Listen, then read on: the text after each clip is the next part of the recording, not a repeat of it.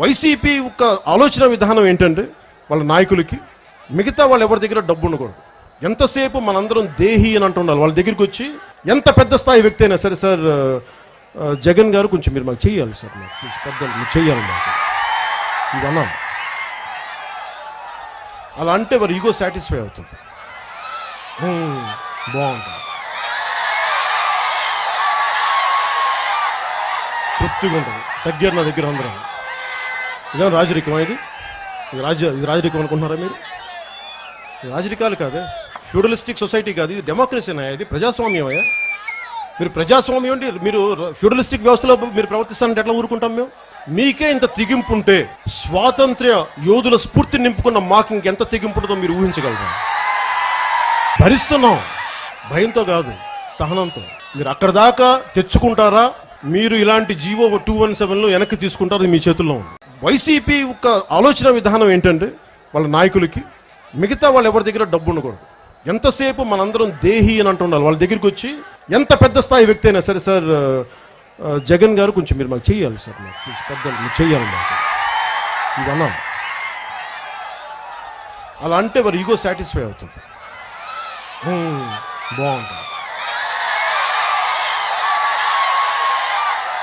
తృప్తిగా ఉంటుంది. తగ్గారు నా దగ్గర అందరూ. ఇదేమో రాజరికమా? ఇది రాజరికం అనుకుంటున్నారా మీరు? రాజరికాలు కాదే, ఫ్యూడలిస్టిక్ సొసైటీ కాదు, ఇది డెమోక్రసీనా? ఇది ప్రజాస్వామ్యమయ్యా. మీరు ప్రజాస్వామ్యం అంటే మీరు ఫ్యూడలిస్టిక్ వ్యవస్థలో మీరు ప్రవర్తిస్తానంటే ఎట్లా ఊరుకుంటాం మేము? మీకే ఇంత తెగింపు ఉంటే స్వాతంత్ర్య యోధుల స్ఫూర్తిని నింపుకున్న మాకు ఇంకెంత తెగింపు ఉంటుందో మీరు ఊహించగలరా? భరిస్తున్నాం, భయంతో కాదు సహనంతో. మీరు అక్కడ దాకా తెచ్చుకుంటారా? మీరు ఇలాంటి జీవో 217లో వెనక్కి తీసుకుంటారు, మీ చేతుల్లో ఉంది. అదేవిధంగా ఎంత ఆశ్చర్యం అంటే, మొన్న ఎక్కడో నరసాపురం మీటింగ్లో పవన్ కళ్యాణ్ సొంత అన్న చిరంజీవి గారి మీద విమర్శలు వంగి వంగి నమస్కారాలు పెట్టాడంట చిరంజీవి గారు. ముఖ్యమంత్రి గారు ఇగో సాటిస్ఫై అయిందా అని అడుగుతాడు. ఈ రాష్ట్రంలో జగన్మోహన్ రెడ్డి గారు ముఖ్యమంత్రి అయినాక చిరంజీవి గారిని, వారి భార్యని ఇంటికి ఆహ్వానించి గుమ్మం దగ్గర నిలబడి ముఖ్యమంత్రి గారు మా భారతమ్మ ఆహ్వానించి ఇంటిలోకి భోజనం పెట్టి పంపించినటువంటి విషయం పవన్ కళ్యాణ్ గారు మర్చిపోయాడా? ఈ దొంగలు మర్చిపోయి ఉండొచ్చు. ఈ చంద్రబాబు నాయుడుకి బాకా ఊదేటువంటి బాకాగాళ్ళు మర్చిపోయి ఉండొచ్చు. ఆ విషయాన్ని పవన్ కళ్యాణ్ కూడా మర్చిపోయాడా?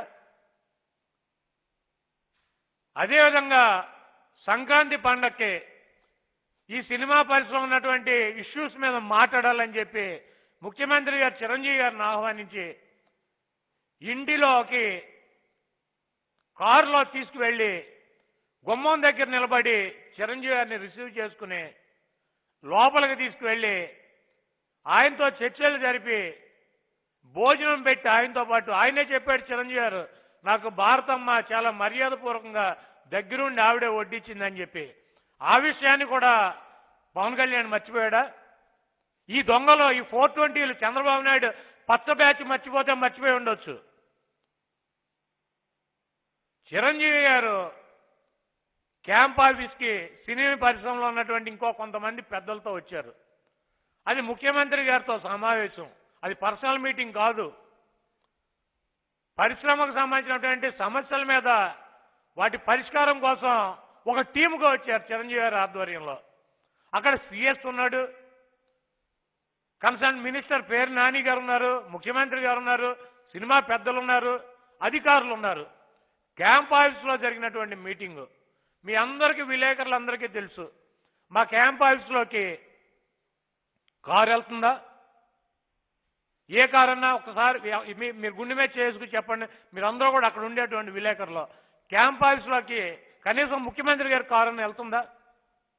బారికేట్లు పెట్టి అడ్డంగా కట్టేసి ఉంటాయి. ముఖ్యమంత్రి గారు కూడా ఇంట్లోంచి నడుచుకుంటా క్యాంప్ ఆఫీస్కి వస్తాడు ఆయన.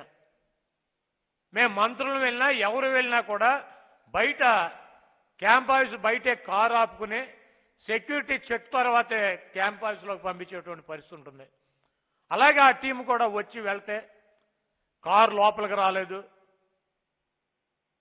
అవమానించారు. చిరంజీవి గారు ఆయన దగ్గర పనిచేసేటువంటి డ్రైవర్కి, ఆయన ఇంట్లో పనిచేసేటువంటి వంట వాళ్ళకి, ఆఖరికి సినిమా ప్రొడక్షన్లో ఉన్నటువంటి బాయ్ని కూడా గౌరవించేటువంటి వ్యక్తి. తన మన అనేటువంటి తేడా లేకుండా అందరవాడిగా, కుట్రల్లో కుతంత్రాలు లేకుండా అందరినీ ప్రేమించేటువంటి వ్యక్తి చిరంజీవి గారు. చిరంజీవి గారు 10 ఏళ్ళు 15 ఏళ్ళు చిన్నవాడైనా సరే పవన్ కళ్యాణ్ తమ్ముడు వెళ్ళినా కూడా లెగిసి నిలబడి ఆహ్వానించేటువంటి వ్యక్తి చిరంజీవి గారు. ఎవరి దగ్గరైనా సరే ఆయన ఆ రకంగానే ఉంటాడు.